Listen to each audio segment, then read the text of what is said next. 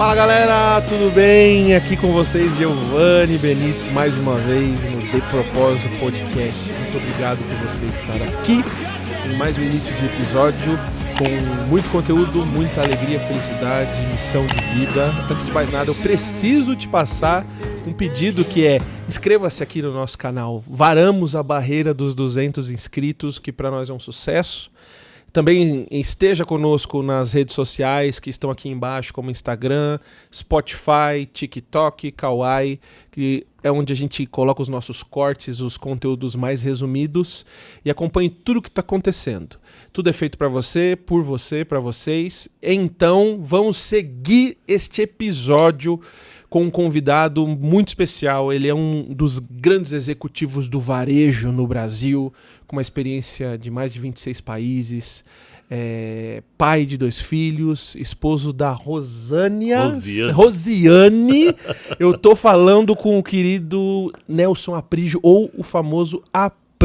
Aprígio, obrigado por estar aqui com a gente, mais uma grande celebridade de propósito aqui conosco. Obrigado, cara. Poxa, Giovanni, o prazer é meu de estar aqui com você, com o seu público, um público bastante seleto, que tem um bom gosto de ouvir as coisas boas que saem aqui desse programa de propósito. E eu vim com bastante alegria e ansiedade da gente nesse momento tão bom, né? Legal. Cruzou a cidade, né, cara? Essa é a verdade. A gente aqui faz tudo num tom de conversa. A gente já teve um esquenta aqui falando, e eu acho que tem muita gente que te conhece, né, cara? São muitos anos de empreendedorismo, mas eu acho que nem a gente tava conversando, a gente queria conhecer a parte mais, não vou dizer íntima, mas as estruturas de quem é o Aprígio, que levaram o Aprígio a gerar o impacto na sociedade que gera e tal. E eu acho que a gente poderia começar falando de onde que o Aprígio vem, cara? Nasceu aonde? É paulista? Como é que é isso? Bom, eu sou de Carapicuíba, nasci lá. Tem uma música que diz: Carapicuíba é longe pra caramba. E é mesmo, eu nasci em Carapicuíba. Sou filho do João Lima Filho e Lueni Aprígio. Achamos, nunca fui atrás, que meu avô, bisavô, tataravô fosse o italiano, porque o Aprígio soa bem. Eu sempre gostei do sobrenome Aprígio, porque da minha família, ficou bastante diferenciado, e todo o meu trabalho, até mesmo como professor de faculdade, virou professor Aprígio, e o Aprígio virou uma marca. E professor Aprígio a fonética é muito boa, né? Professor Aprígio tem nome de professor mesmo. Tem nome de professor. Tem uma cidade aí que tem um prefeito com o nome de Aprígio, mas não sou eu, ok? Eu sou filho de João Lima e Lueni, somos 4 irmãos, éramos, que um dos meus irmãos faleceram, somos 3 irmãos vivos até hoje. Sou casado com a Rosiane, uma mulher que é nutricionista, mas adora construir parede, então não entendo muito bem dessas coisas. E sou casado há 37 anos e tenho 2 filhos. Eu tenho um filho chamado Jonathan, que mora na França, mudou para pouco tempo, casado com uma francesa, com uma portuguesa. Os dois estão morando na França, eles trabalham na área de TI. E tenho um filho, o Lucas, que tem 34 anos, pai do Nathan e da Nicole. Legal. Todos jovens, todos garotos. E da Daisy. O Lucas e a Daisy são músicos, tocam muito, cantam na igreja. E ele tem uma empresa de business intelligence, ele tem uma startup. Os meus 2 filhos, Giovanni, uma coisa bastante interessante, eles foram para o mundo do empreendedorismo. Eles são profissionais do mercado de trabalho que abriram seus próprios negócios, só que um foi para a Europa, se deu bem lá depois de 7 anos, porque a vida leva um tempo, né? Servindo café, trabalhando em atividades muito simples.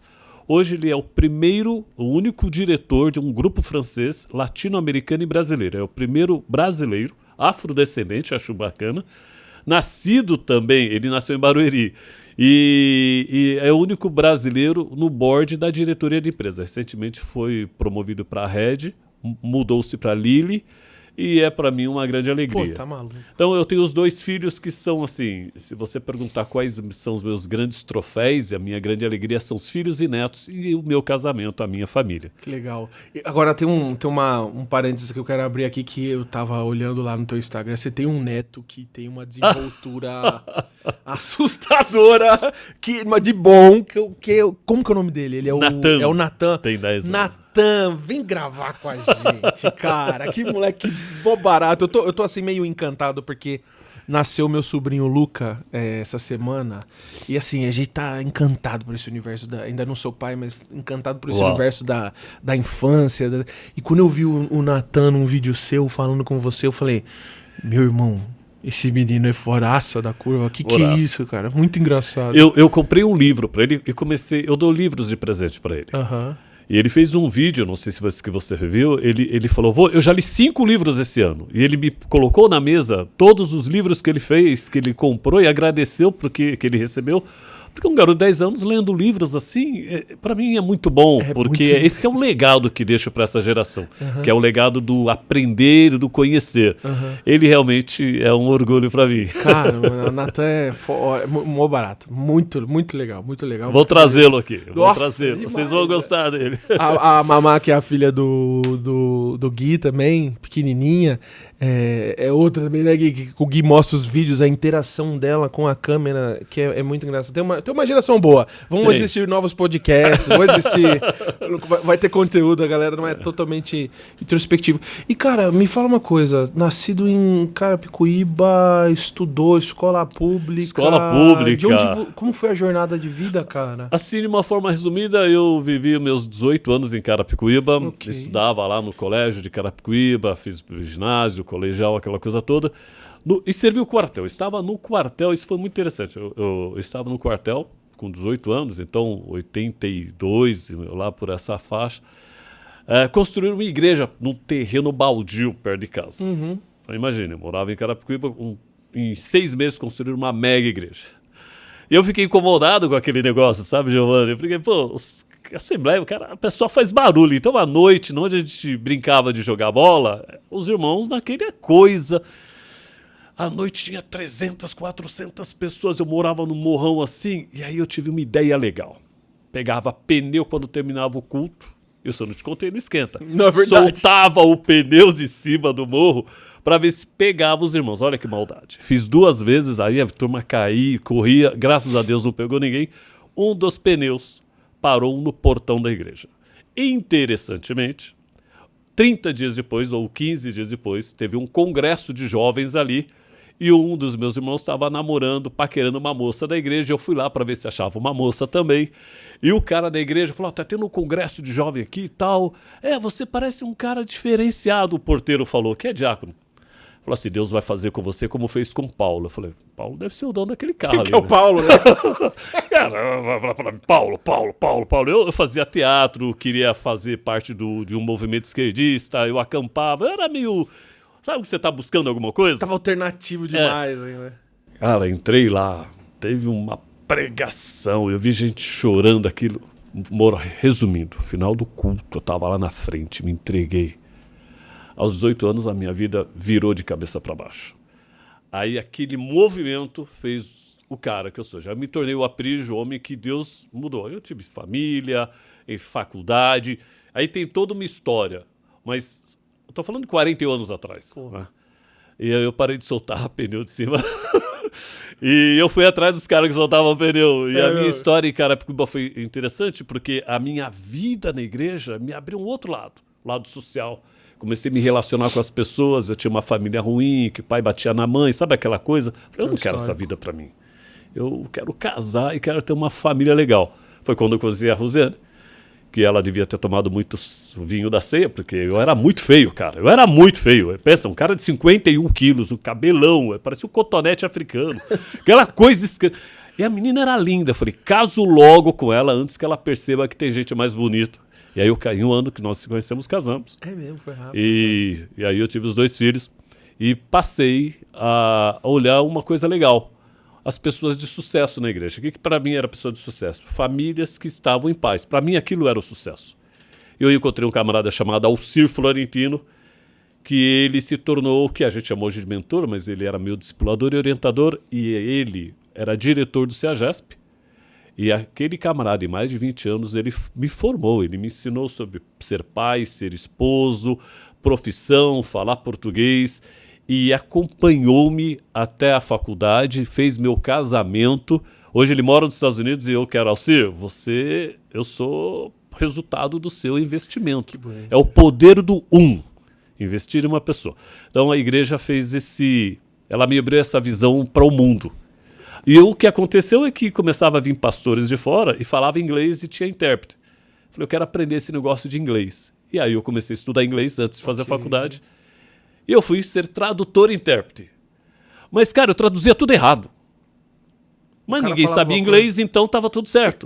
Eu lembro que eu fui traduzir uma nigeriana que ela falou que ela tinha lá de wombi, que estava grávida, e eu falei assim, olha, ela tinha uma bomba. E no final da história, ela o bebê bomba, e eu traduzia, eu mudei tudo, e Jesus desativou a bomba, e estava todo mundo salvo, e aí ela falou, nossa, você traduz bem. Ela não entendia português e ninguém entendia inglês. Quando eu ouvi hoje, ouvindo que eu falava, eu não sabia nada, eu prendi gente que estava solta, eu matei gente que não era para matar, eu engravidei homem na pregação, mas no final eu aprendi inglês, então foi muito legal, Giovanni. Hoje tá mais na linha. Então hoje, olha, pode acreditar na minha tradução de hoje, mas naquela lá não bota a mão, não. Mas ousadia, né? E é engraçado, acho que eu fico imaginando a energia de falar, tinha uma bomba! E você com força fazendo aquilo. Eu lembro que um camarada falou assim que ele foi visitar um garoto que era backslid. Cara, nunca vi essa expressão em inglês, backslid. Pra trás e derrapar. E aí eu falei assim, ele tinha um problema na coluna. Mas estava certo com a pregação. E aí ele orou pelo backslid voltou para Jesus, ficou bom e saiu caminhando. Eu falei, então o cara da espinha e tal, orou e começou a andar. Não era nada disso, ele era afastado da igreja, ele numa reunião com o pastor na casa do pai do camarada, ele orou e falou, eu quero voltar para Jesus. Era isso que era a pregação.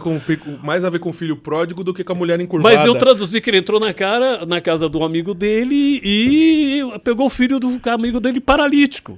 Eu lembro, Max O'Brake, que foi o pastor, ele tá no Canadá.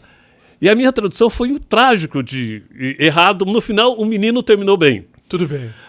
Mas eu fui errando e acertando, e isso me ensinou o seguinte. O caminho que você quer chegar, Giovanni, ele está cheio de erros e acertos. É uma jornada. Você tem que conviver com isso. Sempre haverá erros. Conviva com isso. Só não repita o mesmo erro. Aceite errar para acertar. Se você tiver dificuldade em falhar, você nunca chega lá, porque a falha, o erro, o tropeço é parte da jornada. Total. De todo homem de família, todo profissional do mercado, um dia vai fazer alguma coisa errada. É como você trata isso que faz toda a diferença, entendeu? Eu vi um corte essa semana do Steve Jobs, já mais assim na curva de fim da carreira dele, que ele fala assim que pergunta para ele, o que você aprendeu na sua jornada de liderança? Ele falou, aprendi a deixar as pessoas errarem. Ter mais paciência com o erro delas e acompanhar, porque se você podar o erro com muita veemência, você poda a criatividade e poda a possibilidade de ela acertar também, né, cara? E essa é a beleza do aprendizado. Você vai errar muito. O que eu passo para os meus filhos e meus netos não tenha problema de errar. Apenas não se acostume com o mesmo erro. Aquele erro é uma aula, mas você não precisa repetir a mesma aula. Fato. Use aquele erro como ingrediente para o aprendizado, para uma melhora. Então, o processo PDCA, né? Plan, Do, Action, Done. Então, você planeja, você faz, você age e você corrige. É um processo cíclico de melhoria. Vira isso. Então, o erro que você viveu hoje na empresa, na vida pessoal, é um ingrediente de melhoria. Não precisa errar de novo. Porque aí é uma repetição, aí não teve aprendizado. Acaba não teve consciência. Eu errei muito, como eu te falei, né? Eu já fui um líder muito ruim, muito tóxico. Então eu não posso errar do mesmo jeito que eu errei no passado. Porque senão aquela lição foi invalidada, foi uma perda de tempo e não uma lição aprendida. Cara, é engraçado, eu ouço você falar assim sobre os seus erros com uma maturidade, com uma leveza. Porque eu acho que quando a gente está errando, um dos sofrimentos que a gente passa a ter é essa coisa de isso vai me acompanhar como um karma, como uma tatuagem negativa no meu currículo. E no fim das contas a gente acaba dando risada depois do que aconteceu, né? Porque as pessoas erraram conosco também. E talvez não, tenho certeza que eu errei com muita gente. Mas eu também acertei. Depois daquele erro, trabalhei aquele material para um aprendizado e aquele erro eu não faço mais. Então hoje, naquele buraco eu não piso E na mentoria ou na orientação, seja o discipulado, eu digo, olha, não faça isso, porque aqui eu errei, aquela é uma aula aprendida. E eu acho que a leveza vem desse lado mesmo, serviu de instrumento, né? Tranquilo. Faz parte. Como você conta a sua história determina o como você está indo bem, né? Se você conta com leveza e com felicidade, quer dizer que você está indo para um bom caminho. E teu ingresso na vida profissional foi com o quê, cara? Eu sei que você está no varejo, negociações e tal, mas nem sempre foi assim, né? Eu sou, na verdade, eu sou especialista na área internacional. Ok. Eu sou profissional de importação, de exportação e de varejo. Tá. Trabalhei 15 anos na indústria, mas tem um gatilho que mudou a minha história, foi o inglês. Eu lembro que eu trabalhava no London Multiplique, que já não existe mais, era do Lloyds Bank, lá no centro de São Paulo como contínuo. Então eu usava aquela gravatinha de elástico, sapato 257, acho que é isso da Vulcabras, sapato Vulcabras, aquelas coisas todas. Eu entro no elevador e vejo um nigeriano falando com um brasileiro em inglês. E aquilo, eu com um jornalzinho, com a garrafa, carregando água para levar para os escritórios, eu fiquei olhando aquilo mexeu comigo. Falei, cara, eu quero ser isso daí. E eu fazia parte da turma de office boys do prédio, ficava no subsolo. E aí todo office boy tinha um apelido. E aí eu falei, não. Aí ele falou, como você quer que se chame? Aí eles me chamavam de Nugget. Nugget, olha o bully. Olha isso. Porque Nugget era uma pasta de sapato marrom que passava no sapato. Fato. E era os sapatos que eu usava. Você parece o Nugget. Eu falei, não, eu não quero que você me chame Nugget. Eu quero que você me chame de Aprígio. Ali eu batizei o Aprígio. Quer ser chamado pelo nome, né? E vai ser Aprígio. E eu usei exatamente, tá escrito Nelson Aprígio, você me chama de Nelson Aprígio, vai ser Aprígio. E eu passei a ser chamado de Aprígio, Aprígio ficou... Quando eu vi aquele inglês, aquilo despertou em mim um desejo de aprender. E por umas mudanças de carreira, eu fui para trabalhar com meu sogro, que é o pai da minha esposa. Ele abriu uma empresa, não deu muito certo, e eu fui para o mercado. E eu fui trabalhar numa empresa de exportação Marcel Blum, que até hoje já não funciona mais. E a profissional, a dona da empresa, falou, gostei de você, mas você tem que aprender inglês. Era recém-casado. Cara, ela pagou meu inglês na União Cultural Brasil Estados Unidos, estudei 3 anos. E depois, aí juntou isso com a oportunidade, aí eu comecei a traduzia tudo errado, mas eu traduzi. Só que essa tradução acelerou o meu aprendizado. E o meu inglês foi crescendo e eu me tornei profissional de comércio exterior lá em 87, ou seja, são mais, estamos falando aí 35, 37 anos. E essa coisa cresceu, eu comecei a falar inglês, comecei com a parte de exportação e importação, até que um dia eu fui trabalhar numa outra multinacional e um dinamarquês, um holandês, gostou muito do meu trabalho e ele falou, vou investir em você. Primeira coisa, eu vou ensinar você a se sentar nas mesas, como é que come, como é que fala numa reunião, qual é o tom de voz, como é que você se posiciona. O nome dele é Joop van Roy. Ele gostava muito de mim e ele falou, vou investir em você. Imagine com um camarada que está no começo dos seus 30, está nos seus 30 anos, encontra um executivo holandês que vive em vários países e decide cuidar de você nos mínimos detalhes. Nossa, isso é muito incomum. E ele falava para mim, olha, parece bobo que eu vou falar aqui para você, mas mantenha a unha cortada, cuidado com o desodorante que você usa.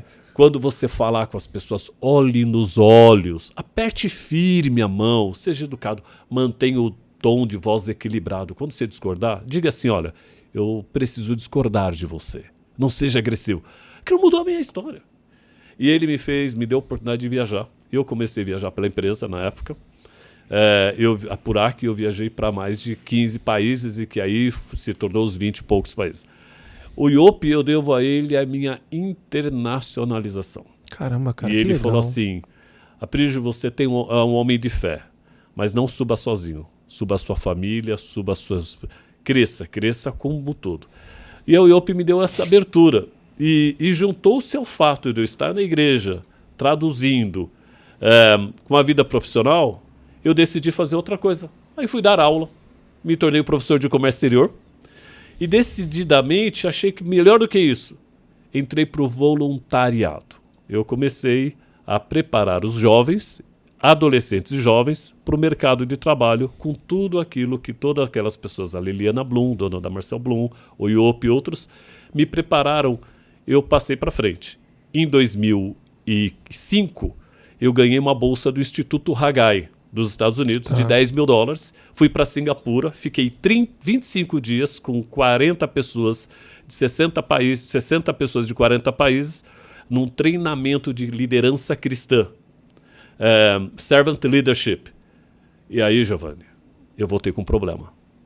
Porque tudo aquilo que eu acreditava de liderança, lá eu aprendi diferente. Começava assim: o líder não é medido pela quantidade de gente que servem a ele.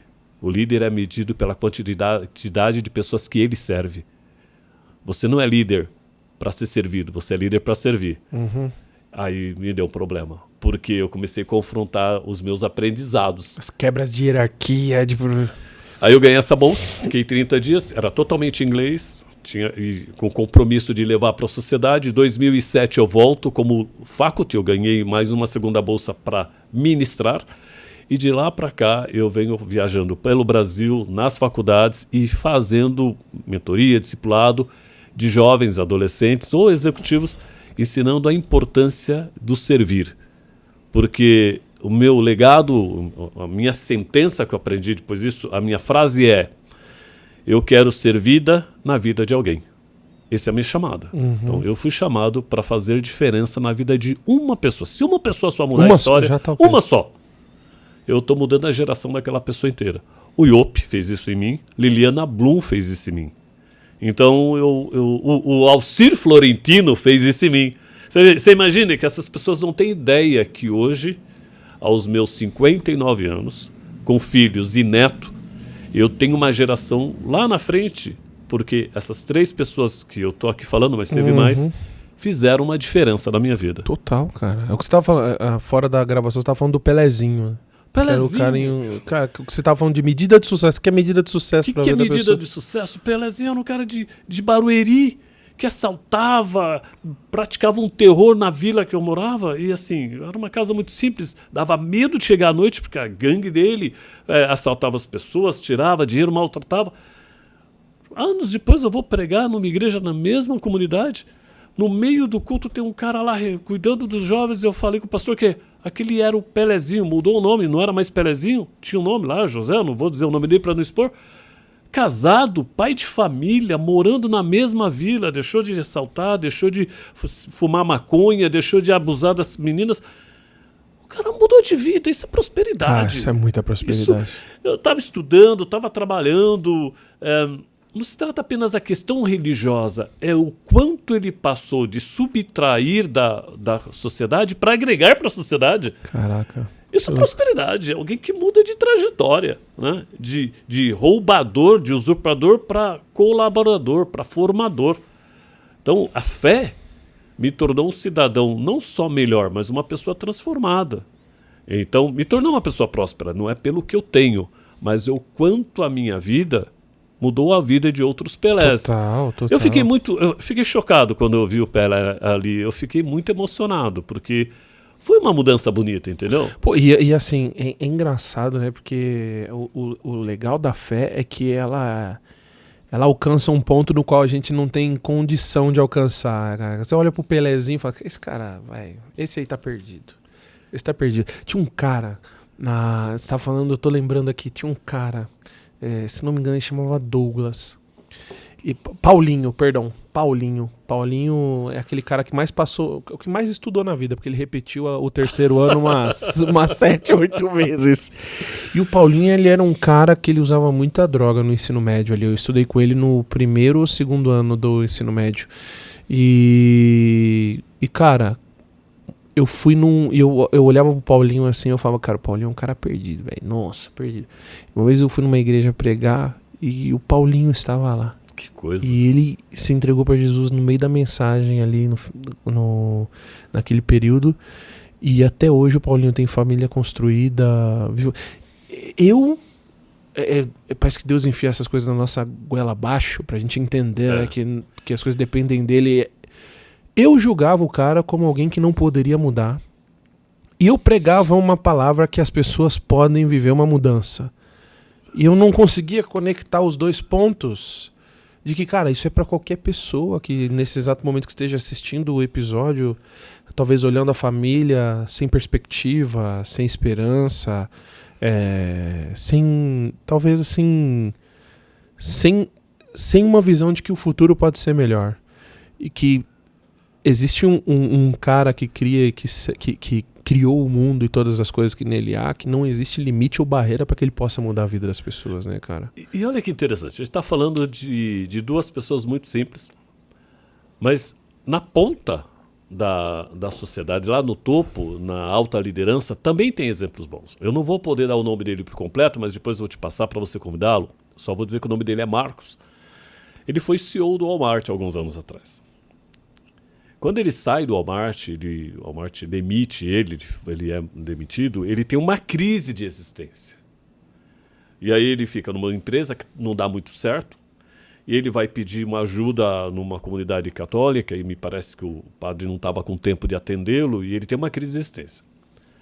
O pastor da presbiteriana no Alphaville chama ele e fica sabendo o caso dele e dá uma orientação para ele. Ele não era um cara cristão, não era um cara devoto. Aquele tempo que aquele pastor gastou com o meu amigo, que estava em crise, porque a pior crise do mundo é ser isolado e ser, assim, você é o cara, de repente ninguém te quer, é um problema. Esse meu amigo, ele foi tratado, teve um encontro com Jesus. Ele hoje é um escritor que fala sobre a inclusão dos negros, e eu só não posso dizer que rede ele toca, uma rede que fatura 7 bi hoje, é uma das maiores redes de atacado do Brasil. Uau. Ele é cristão. E ele fala muito sobre inclusão. Tem uma família linda. E é um cara que encontrou na cruz do Evangelho a sua correção de rota. Ele é um senhor que você ouve 5 horas sem parar. Inspirador. Inspirador. Para mim, ele é um dos maiores líderes que tem da atualidade no varejo hoje. Não vou dar o nome dele porque não tem autoridade aqui, mas ele vai vir aqui, com certeza, e você vai Ele vai dar o próprio nome. Ele vai dar toda a biografia dele.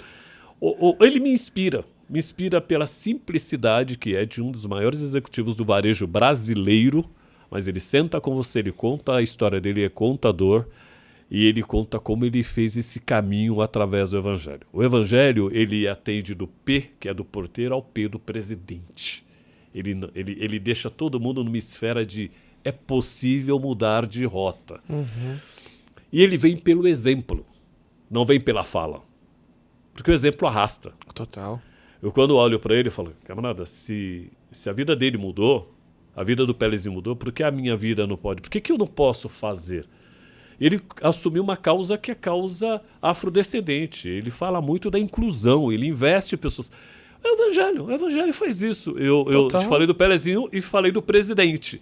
Veja como que os dois acabam sendo tratados pelo mesmo poder, que é o poder do exemplo, o poder do amor, né? Eu acho isso fantástico. O amor é poderoso. O amor é poderoso. Existe no começo ali da minha jornada de estudos, eu ouvia muito sobre essa coisa de você não pode ser um líder paternal, você não pode ser um líder, não confunda o amor.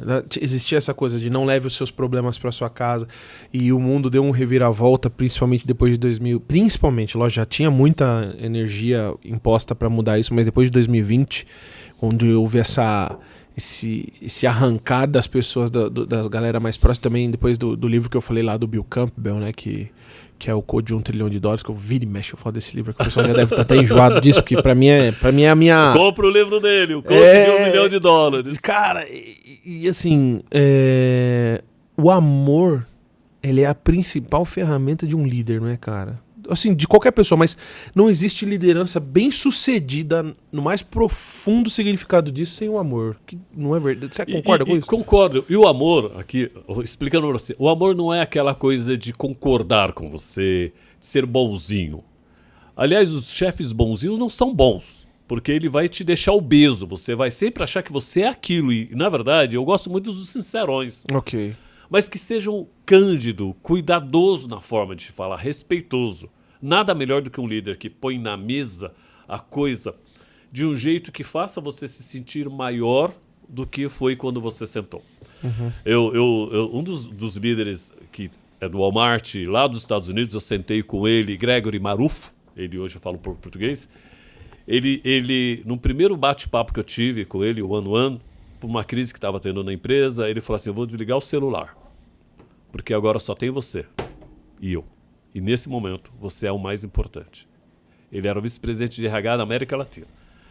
Qual que é o papel da liderança? Meu papel, não, tenho certeza e eu carrego isso comigo, é tratar o liderado de uma forma que ele precisa ser orientado, corrigido, né?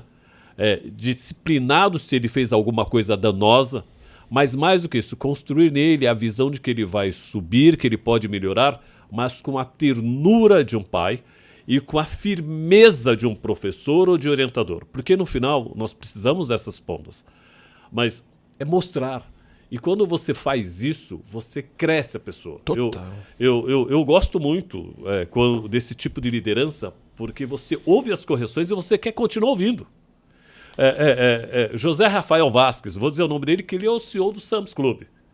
Senta com ele e tem 2 minutos com ele. O Vasquez vai te apertar e você vai falar, continua falando. Porque ele faz isso com uma estrutura de respeito que você fala, continua. É esse tipo de gestão, que é uma gestão que te mostra os pontos fracos, mas mostra o quanto você pode crescer. Nós precisamos de uma geração que ouça as dores que estamos vivendo. Uhum. Caso contrário, a gente fica obeso. E aquela coisa do, você está muito bem, continua assim. Não, Mima. Me diga o que não está bem. Mas não só me diga, me mostre como eu posso melhorar. Porque faz parte do exercício de crescimento corporal as dores que a gente passa. Não tem exercício de sucesso se não tiver dor. Isso para mim é uma liderança. Jesus fez isso com Pedro. Pedro pisou na bola, né? Oh. Negou Jesus, falando com esse cara, tá aprendendo, falou palavrões lá. Quando Jesus encontra ele na praia, isso é muito forte. Tá todo mundo comendo, ele fala, Pedro, você me ama? Amo. Pedro, você me ama? Ama mesmo? Fala a verdade. Aí Pedro fala, você sabe que ama, então apacenta minhas ovelhas. O que ele quer dizer? No silêncio, no silent talk, Jesus está dizendo, eu sei que você fez besteira, eu sei que você errou, eu sei que a sua fragilidade foi maior do que o teu discurso. Mas vai pra frente. Apacenta as minhas ovelhas. Continua a tua caminhada. Vai pra frente. Jesus foi muito claro. Ele sabia que Pedro ia errar. Então ele ouviu para Pedro, ele não vitimizou Pedro e nem deixou Pedro naquele sentimento de culpa. Ele não culpabilizou Pedro. Ele disse, ok, você me ama? Então vai pra frente.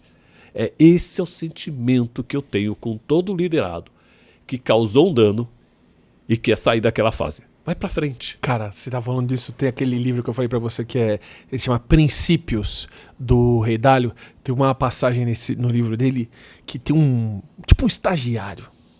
E aí, numas empresas de investimento do Rei Dalio, o estagiário aperta um botão errado e dá um prejuízo de tipo 3 milhões de dólares. Aí aquele alvoroço na empresa, puxa vida, o que aconteceu? O Rei Dalio fala, manda ele subir aqui na minha sala. Puta, o moleque vai. Fala, meu Deus do céu, cara, o que eu fiz da minha vida? Aí ele senta lá e o Rei Dalio fala, senta aí, garoto. Aí ele senta e fala assim, seu Rei Dalio, o senhor vai me mandar embora, né? Ele falou, acabei de gastar 3 milhões de dólares pra você aprender o que você não deve fazer e agora eu vou mandar você embora? Eu acabei de investir 3 milhões de dólares pra você falar assim, isso eu não devo fazer. Agora que você aprendeu, eu vou mandar você embora. Agora que eu preciso de você aqui, porque você sabe o que você não deve fazer, né, cara? Que legal isso. Né? E assim, isso é uma raridade. Boa. Porque normalmente nós punimos as pessoas pelos seus erros. E eu já ouvi muitos dos meus colegas, não, eu fiz uma punição para ele aprender a não errar. Como assim? Como não aprender a não errar? Errar faz parte do processo. A questão é ensinar a pessoa a sobrepor aquela fase, a trabalhar no ingrediente chamado erro para que ele seja um aprendizado. Não erre no mesmo erro. Alguns erros são o que a gente fala, parece óbvio, né? Mas eu sempre quando faço a minha formação de líderes ou numa troca, eu digo o seguinte, faça 3 perguntas. Tá. Eu quero, o que estão me oferecendo eu quero, eu posso me apropriar, eu posso tomar essa decisão, eu devo. Se passar pelos 3 crivos, faça a 4ª pergunta. Se o que eu estou decidindo e fazendo for publicado no jornal, no Instagram, eu vou ficar confortável? Ok. Se vai te deixar com receio, com vergonha, não faça. Isso é uma das peneiras que eu uso quando eu vou tomar uma decisão. Boa. Porque assim, se o que eu estou fazendo não pode ser exposto, é porque tem alguma coisa errada. Tá. Né? E na formação de aprendizado, você vai errar. O problema não é o erro, é como você trabalha o erro. Né? E aí é o que é mais importante. Isso é muito legal, né? Eu tava dando uma palestra na ETESP, eu falei justamente sobre isso, né? Uma cultura de inovação, ela depende muito de pessoas que tenham coragem de arriscar. E coragem de arriscar está totalmente alinhado com a conduta pós tomada de risco. Porque se você começa a podar violentamente, a tendência é que a empresa tenha um baixo nível de inovação. Baixo, e aí faz com que as pessoas tenham um efeito manada. Eu tenho que fazer o que o outro faz, né? A gente acabou de falar do China Box, né? Imagine, o cara do China Box vendeu numa sociedade que é brasileira, latina, comida chinesa. Não tem nada a ver. É um caso de sucesso de anos atrás. Mas a hora que eu pensar fora da caixa, mas não fora da lei, dá muito certo. No começo pode ser que as suas ideias não vão ser aceitas, mas em algum momento podem ser. E a pandemia mostrou que muitas das coisas que nós achávamos que jamais aconteceriam, hoje é uma realidade. Nossa, eu achava que o iFood ia ser um sucesso, mas o progresso que ele teve por conta do isolamento, cara, o que seria da gente se não tivesse o iFood? Se vamos pensar em alimentação, né, cara? Porque todo mundo passou a consumir, né, através do iFood no dia a dia, que era uma coisa que era mais ou menos utilizada. Agora não há como não usar. E agora, o que você faz, né, cara? E ele cresceu, ele não é só mais um fornecedor de comida, ele também hoje tem os contratos com as empresas. Veja que a coisa expandiu. E aí você pega Uber, por exemplo. Não é só Uber. Outro dia eu queria levar um documento para uma pessoa e eu fiz as contas. Não dá tempo de... Pega o Uber. Ele tem o Uber Moto que eu solicitei a busca do documento, chegou em casa em 2 horas e eu fiz o custo entre eu ir com o meu carro e voltar, deslocamento e tempo, ficou mais barato. Seu custo-tempo já sobreporia muito, né, cara? Mas isso cresceu na pandemia. Total. Uma das coisas que eu gosto muito, Giovanni, é que a crise, e aí é um chavão, né? Que na crise se cria, né? Mas a crise analisada friamente, ela é uma oportunidade de crescimento, inclusive a crise pessoal, né? A crise financeira. Mas essas crises, esses momentos que a gente tem que você não sabe o que fazer, faz você parar para achar saídas que você não teria antes. Você sabe o que significa crise? O sentido etimológico de crise é crisálidas. Crisálidas. Crisálidas é o termo técnico para se chamar o casulo da lagarta. Caramba! Enquanto ela se transforma em borboleta. É sério? Então, quando a lagarta está em crise, é quando ela está florescendo para sair de lagarta para virar borboleta. Acredita? É daí que vem o termo crise. E aí quando você fala assim, pô, a crise sempre foi. Dentro da natureza, sempre crise está conectada à evolução, à coisa boa. Ela gera a oportunidade de você se reinventar. Exatamente. Eu gosto muito de falar sobre liderança, talvez porque a minha formação foram líderes, tipo, eu acabei de falar do Iope, da Liliana Blum, eu acabei de falar do Alcir. Boa. Esse tipo de... Eu vivi com líderes que me ensinaram olha a situação, não só pela que a situação dá, mas pelo que ela pode gerar. E foi essa a razão que eu, por exemplo, aceitei ser tradutor-intérprete, eu fui nesses meus erros.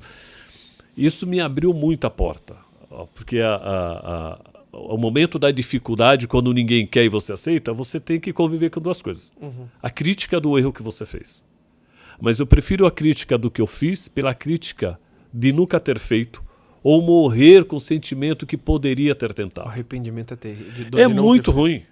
É muito ruim porque te deixa no sentimento de eu quase fiz isso, eu quase fiz aquilo. Existe uma geração dos quase que chegaram lá, mas ninguém conta a história dos quase.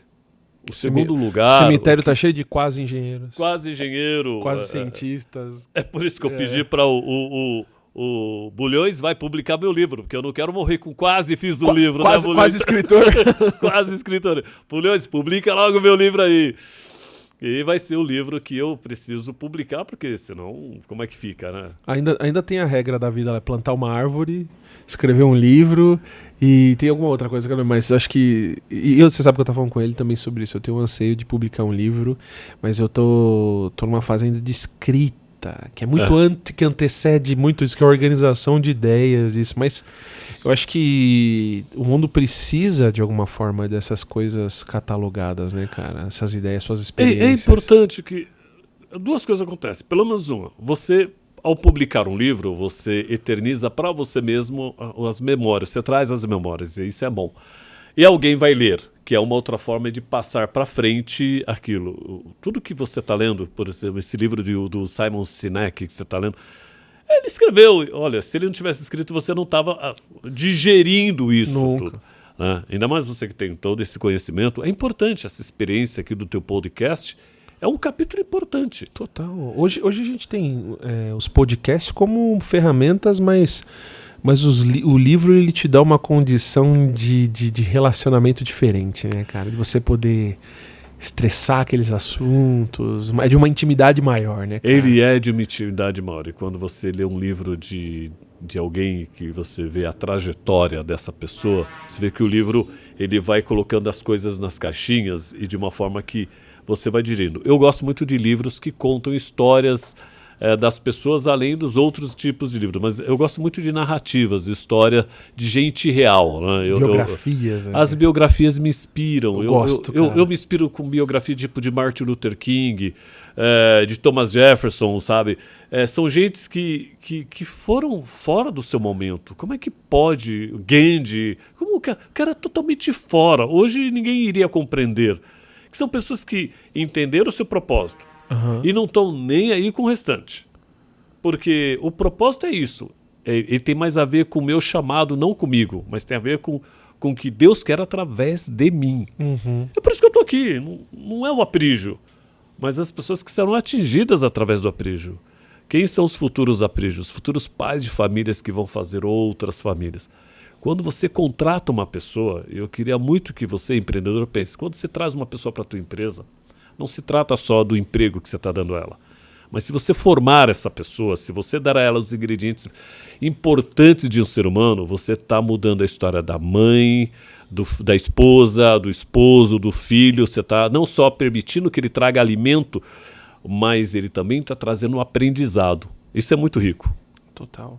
Tem um ponto aqui que você... Eu queria pôr 2 pontos aqui que são importantes. Quando foi que você percebeu essa coisa mais madura, que nem você falou agora, o meu chamado?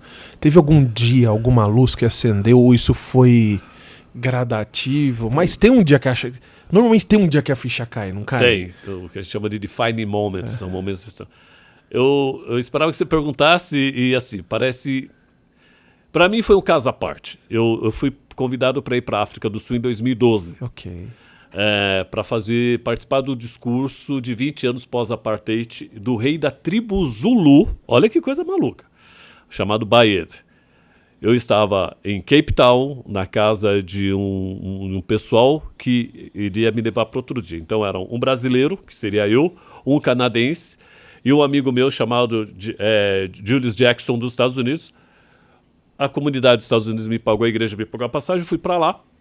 E eu estava de férias exatamente para participar do evento, que é um evento cristão, inclusive. Que o rei Bayed, ele é um rei da tribo de 25 milhões de Zulu, é um rei histórico, não é um rei, é só uma figura histórica. Bom, à noite eu estava dormindo na casa em Cape Town, e eu tive um sonho de Neemias. E no sonho, eu estava na África do Sul, sozinho, dormindo lá no quarto. E aí, nesse sonho, eu estou passando numa muralha e tem uns buracos e tinha um pessoal com uma arma e fechando o muro. Aí eu falei pro cara da lá, falei, cara, onde eu tô? Falei, você tá aqui nas muralhas de Jerusalém. Eu falei, o que é isso? E esse pessoal? Esse pessoal são soldados, tal. O que eles estão fazendo? Construindo um muro. Eu falei, mas o que eu tenho a ver com isso? Falei, olha, você tem que ensinar eles a fecharem as brechas. Ah, é? Falei, você o teu papel é treinar os que vão treinar. Aí eu acordei E, cara, eu comecei a falar em línguas, em inglês, eu falei, I know my calling. I'm trainer of the trainer. I will train the trainer. Treinador dos treinadores.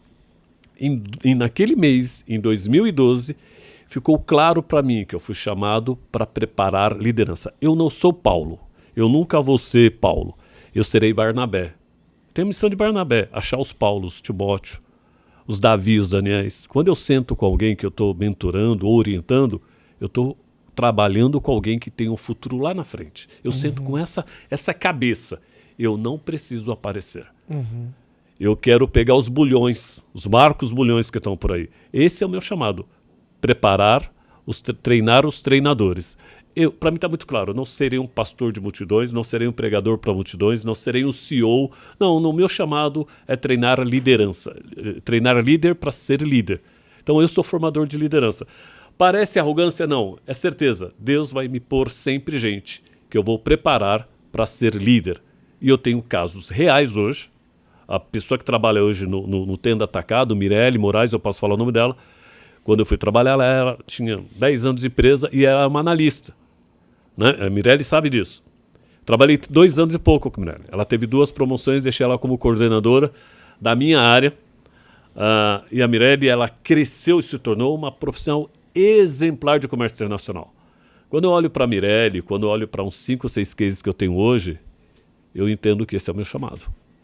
Então eu quero abrir portas e caminhos para pessoas que têm potencial, mas não sabem quem são ainda. Porque eu acho que essa experiência que você tem é até lógico. Lógico não é lógico. Porque a gente está falando de um sonho, então não é muito lógico, né? Tudo começa através de um sonho. Engraçado que o Marcos também, quando ele veio, ele está no episódio... há 2 episódios que antecedem aqui, que é do convite do Marcos Bulhões, ele também fala que foi num sonho que apareceu a palavra psicologia para ele, né, cara? Então, eu acho que no momento em que você percebe isso e também tem uma energia imposta, até de certa forma divina para isso, você conseguir ver o que a pessoa não está vendo, lógico, tem não é lógico, mas tem a bagagem que vem da tua experiência, mas também tem uma investida de dom, de talento nisto também, né? Não é tudo natural, né? Não é tudo natural. O sonho, na verdade, foi uma coroação do que eu já sabia, né? Então, assim, quando a gente fala, o cara naquele dia descobriu que ia ser, não, eu já tinha feito o Hagai, já tinha ido para Singapura, eu já estava traduzindo inglês, eu já tinha me formado, tinha dado palestra, mas o sonho foi uma confirmação, que é importante essas confirmações. Naquele dia ficou explícito, mas o meu coração, há muito tempo que eu olhava para as pessoas que eram as minhas referências, a minha admiração por elas tinha muito a ver com o meu destino. O camarada que hoje é vigilante, que trabalha na rua, fazendo vigia de casa, ele pode achar que a sua função não é importante. Mas todos os skills que ele vem de um vigilante ou de segurança pode preparar amanhã para ele ser um diretor de uma área de segurança, porque é só uma questão de amplitude. Então você vai, olha, eu gosto de cuidar de gente, eu gosto de segurança. É só investir, pôr os ingredientes que lá, na verdade, amanhã ele tem uma empresa de segurança e ele se tornou um diretor. Como começou isso? Sem perceber, quando ele era vigia, ele já trazia essa estrutura pequenininha dentro dele. Tocava uma música muito desafinada, se tornou músico. Se tornou músico de um dia para outro, não. Foi crescendo, foi crescendo. Resumindo, 2012 apenas mostrou que já estava crescendo. E com o sonho ou sem o sonho, eu ia continuar. O sonho foi uma forma de Deus confirmar o que para mim foi o momento. Que para nós é importante, né? Porque é importante essa confirmação. A gente precisa de ser certificado pelo nosso Criador de que nós estamos seguindo a vontade dele, né, cara? É importante para nós, nosso Pai. É importante. Por que as pessoas dão cinturão numa luta para o campeão? Ele sabe que ele é bom. Mas ele precisa do cinturão porque para ele é uma confirmação. E você só dá o cinturão de campeão depois que ele ganhou várias lutas. Ninguém ganha o cinturão para depois lutar. Você primeiro luta, ganha, depois o cinturão é um reconhecimento. Você já é campeão, você só não tem um reconhecimento. Eu não promovo eu não promovo um assistente para um coordenador para ele passar a ser coordenador. Ele já é um coordenador, ele já se posiciona como um coordenador. Eu só estou reconhecendo o que você já é.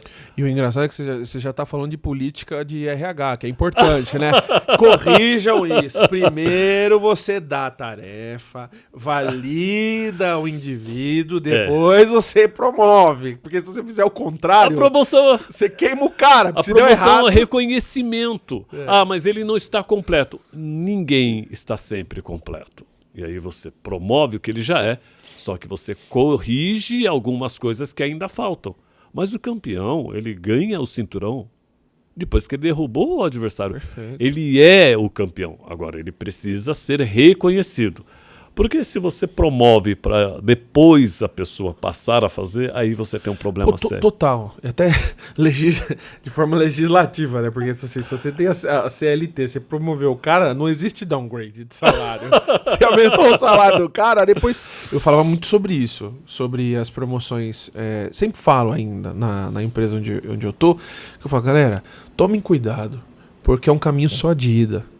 Não é um caminho de volta. Você pode destruir a jornada de uma pessoa aqui dentro da organização se você não tiver a maturidade para escolher quem você vai promover e assumir esse caminho. Pode ser, e assim, nós, com base em erros cometidos no passado, tá? Que eu tô te falando. Não, parece muito lógico isso, mas eu acho que as empresas elas têm que assumir essa postura de primeiro testa, valida, é bem mentalidade de startup, né? Testa, É isso mesmo, testa, valida, põe em prática. Enquanto isso não tiver validado, eu acho que é um risco bobo que a gente pode correr e não precisa, sabe? E você vai ter um profissional com muitos buracos, além do normal, e vai cobrar dele aquilo que ele ainda não consegue entregar. O pior sentimento é o de impostor.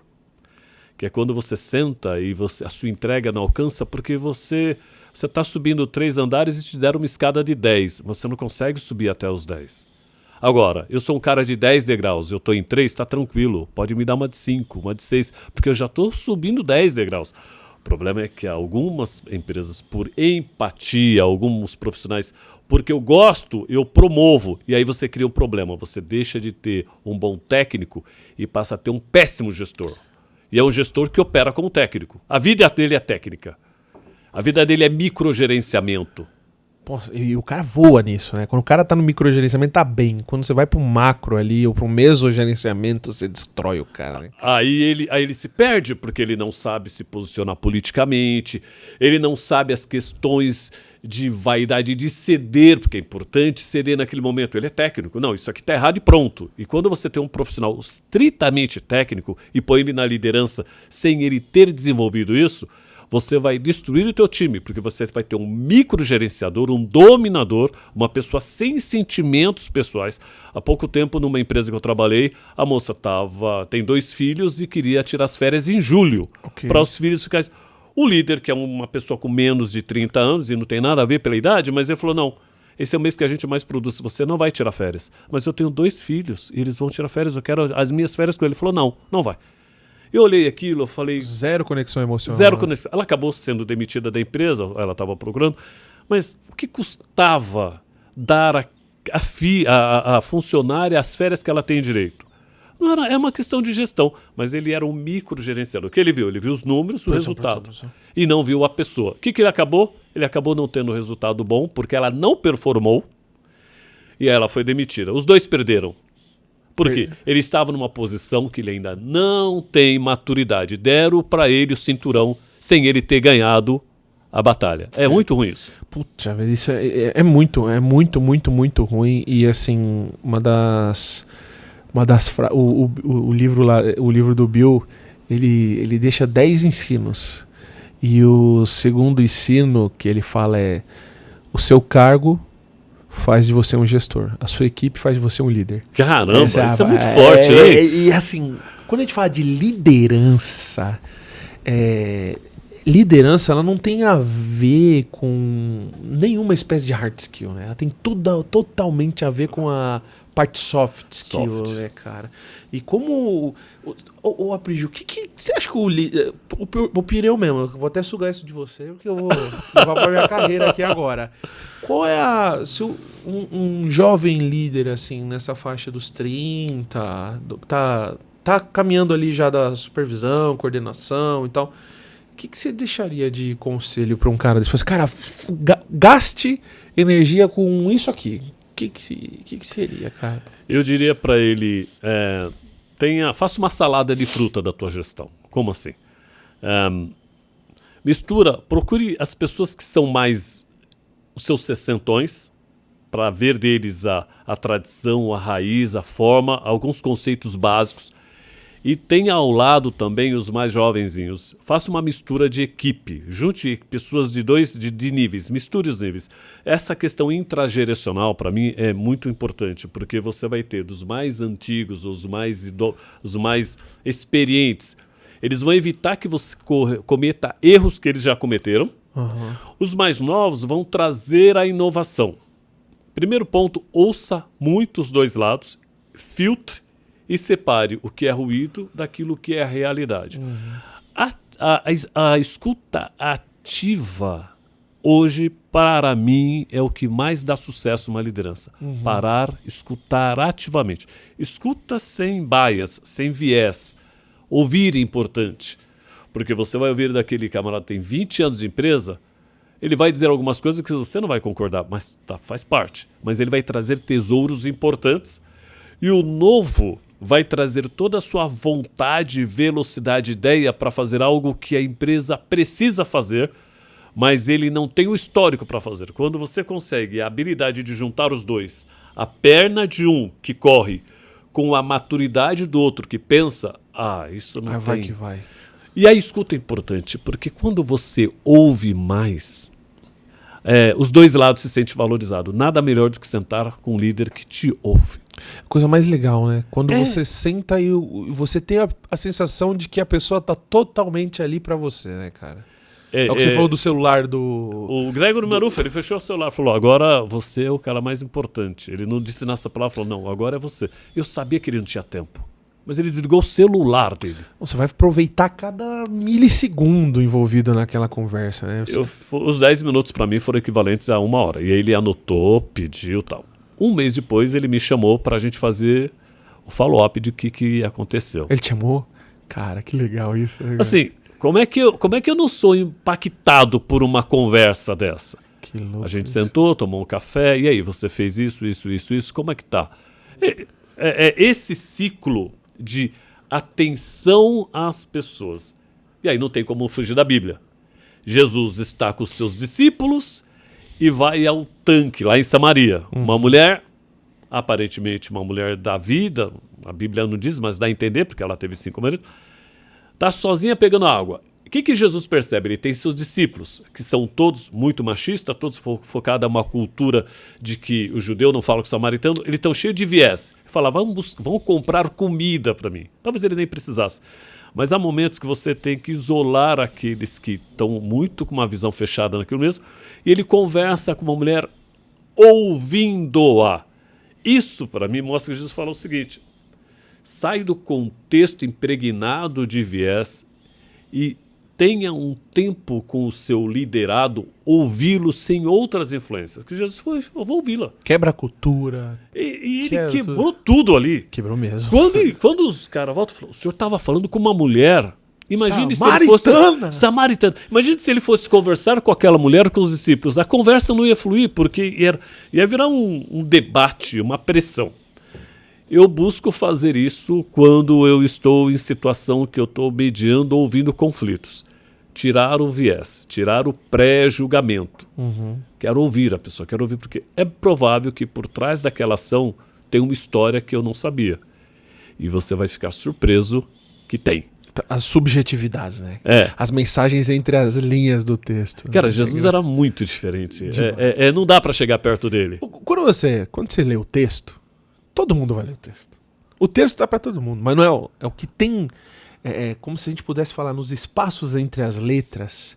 E se você virasse a Bíblia assim de costas, né? Se a gente pudesse olhar todo. É igual aqui o podcast, né? Todo mundo tá vendo, tem a câmera e tal, mas o que encanta normalmente é o Gui pilotando. Todo mundo entra nessa porta, para do lado do Gui e fala.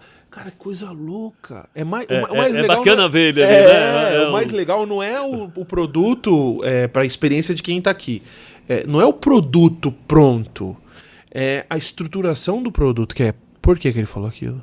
Por que falar com a samaritana? Os porquês, que são as coisas mais interessantes, né, da vida. E assim, eu queria fazer uma pergunta para voltada pro futuro. O que tem alguma coisa que você não fez, que você quer fazer ainda, que você fala, cara, que desejo, coisa boa que eu queria fazer? Eu quero formar uma escola de liderança.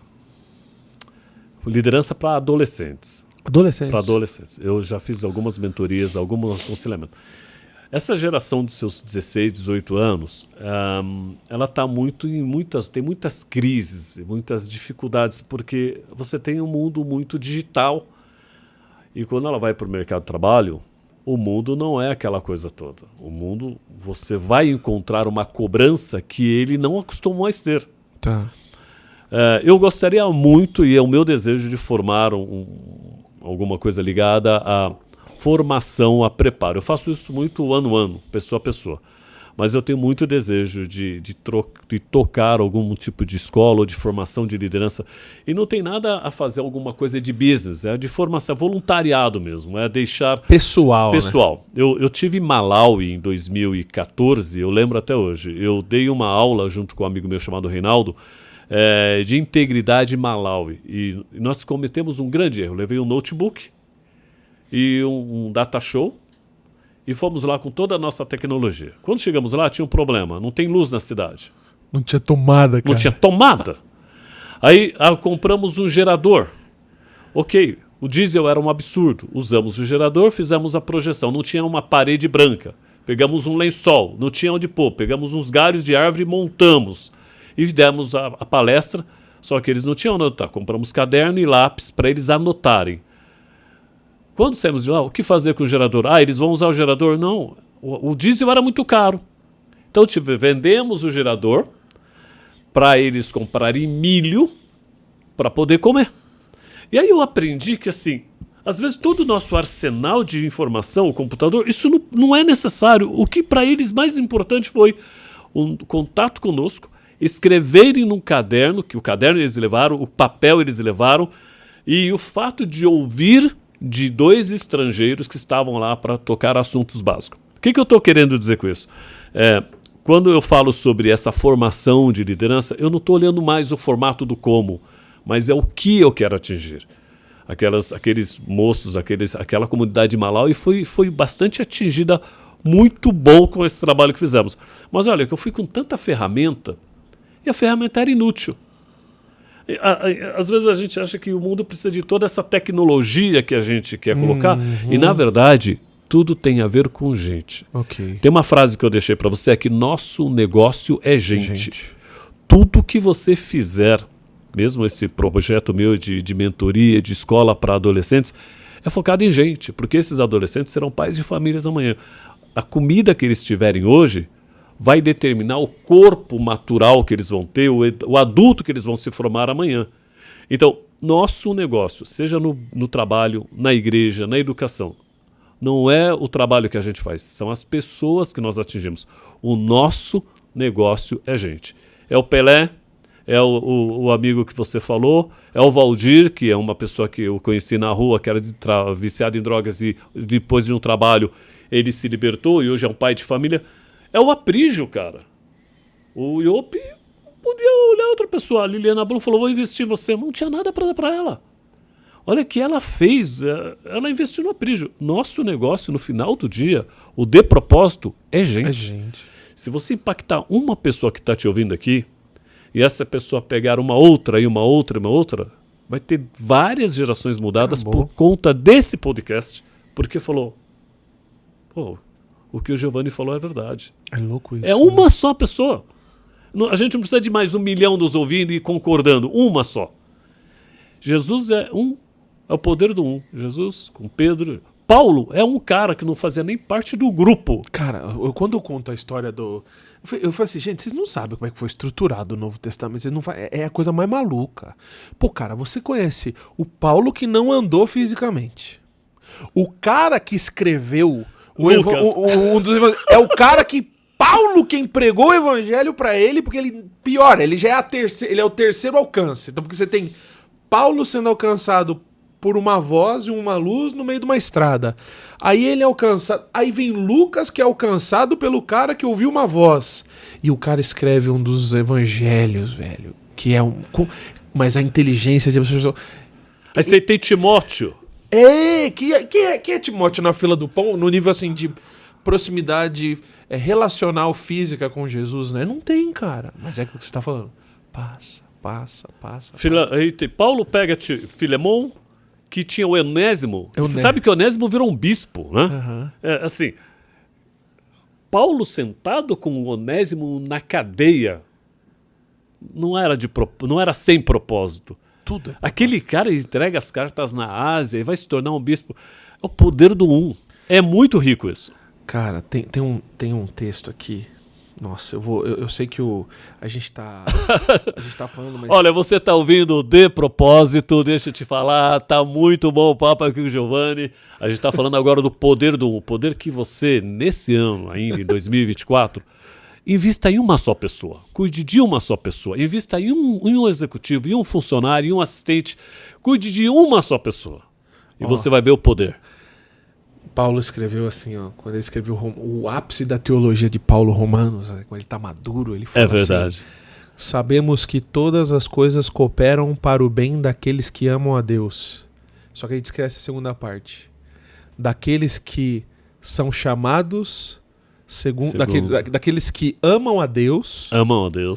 Daqueles que são chamados segundo o seu propósito, cara. É louco isso, né, cara? Propósito dele, né? Dele, porque assim, uma das coisas que eu acho que, por exemplo, o Simon, ele fala muito sobre essa questão do propósito, mas eu acho que quando a gente aprofunda os campos, as visões, e aí eu sempre garanti alguns estudos na minha vida que foram a parte psicológica, a espiritualidade e o campo da metafísica, a física quântica. Uhum.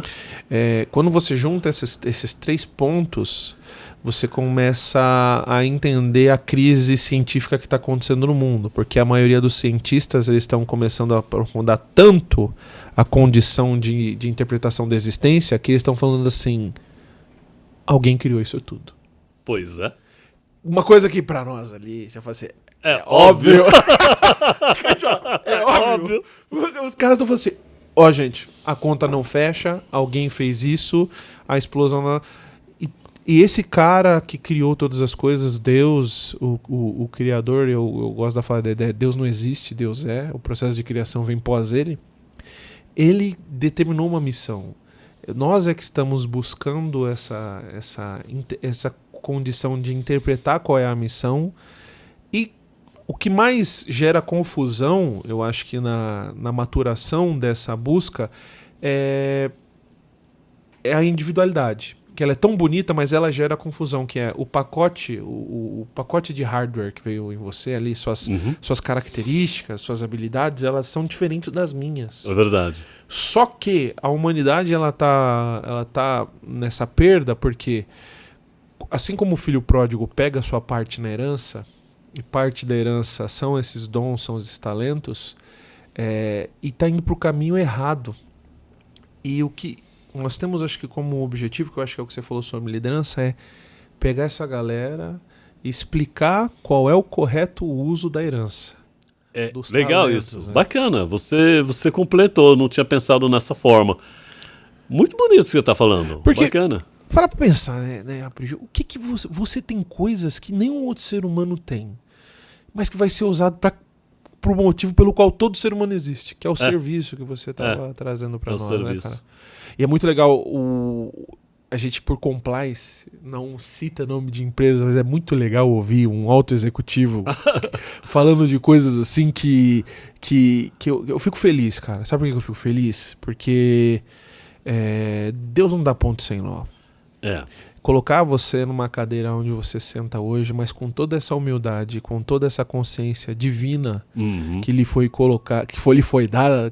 Obrigado, cara. Eu agradeço. Pela partilha, de verdade, cara. Meu coração se enche de alegria. Acho que o do Gui também, ele que tá tá acompanhando, que a gente fala, pô, cara, o cara ali que acabou de montar uma startup, ele tá com o rei na barriga. Ou o cara que usou executivo de umas empresas mais ferradas, ele fala assim, Deus vai guiar você, sirva as pessoas. Isso é exatamente esse tipo de pauta que a gente quer trazer pra cá, cara. E tem muita gente boa, com envergadura, em posição, que gostaria de sentar aqui. Eu gostaria de, com a sua permissão, convidá-los, conectá-los, porque o teu trabalho que você e o Gui estão fazendo é um trabalho bastante relevante. Tem muita comida, tem muita coisa na mesa, mas tem pouca qualidade. A gente precisa ouvir coisas desse tipo, coisa que... O que eu faço com a herança? Ok. Isso, para mim, eu vou levar para casa hoje. Poxa vida, meu papel é ensinar essa turma que tem herança a saber usar isso. Porque, senão, cara, vai normalmente gastar. As empresas ricas, quando entra o sucessor, é que elas quebram, né? Porque os herdeiros estão despreparados, né? Assim que funciona. Despreparados, né? A única certeza que eu tenho é que esse cara que nos fez cordeiros nele, o negócio dele não quebra.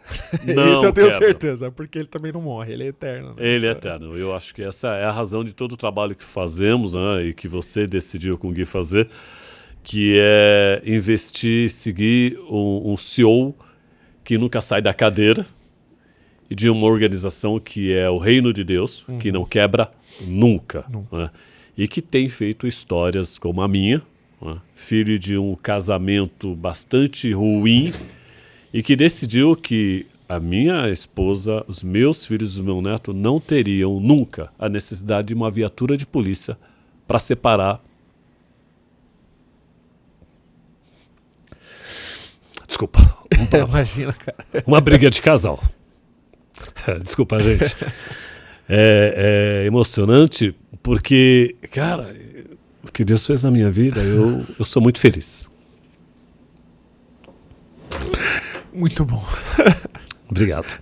Obrigado a você, cara, por estar aqui. Eu tenho certeza que tem muita gente nesse exato momento que vive um mundo amargo, doloroso, mas o Criador do mundo, ele vai adoçar a vida dessas pessoas através desse episódio, de tudo que... Gui, põe as redes sociais do Aprígio aí. Eu não vou pedir pra respirar, porque eu acho que é isso que a gente almeja aqui. Coloca aí onde que a gente acha, né, Aprígio? Por favor, no Instagram, as redes que você acha que fazem mais sentido. Bom, você vai me achar no Instagram, no Nelson Aprígio, @instagram.com, e no Dicas do Aprígio, @instagram.com. E se você tiver o Spotify também, existe uma página que eu acabei não falando para o Gui, ela está toda em inglês, chama-se Born to Lead, que quer dizer Nascidos para Liderar. É um projeto que eu estou iniciando ainda, mas já tem algum material lá.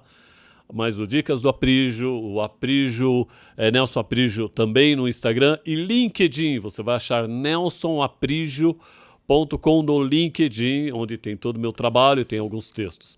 Eu estou muito feliz por estar aqui, bastante feliz mesmo.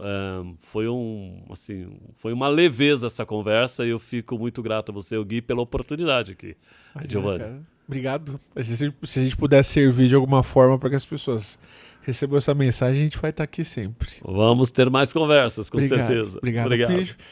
Galera que assiste esse episódio, uau!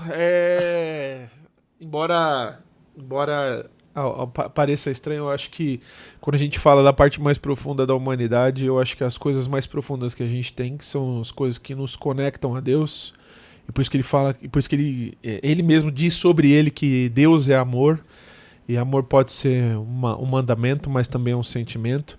Acho que a gratidão aflora, a sensação de contentamento, revisar o nosso passado com orgulho das dores que a gente viveu, vem à tona.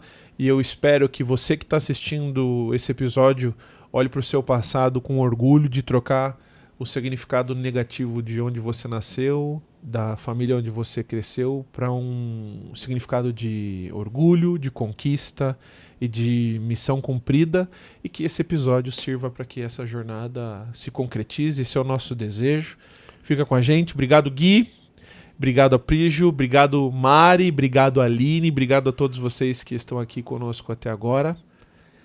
Até a próxima. No,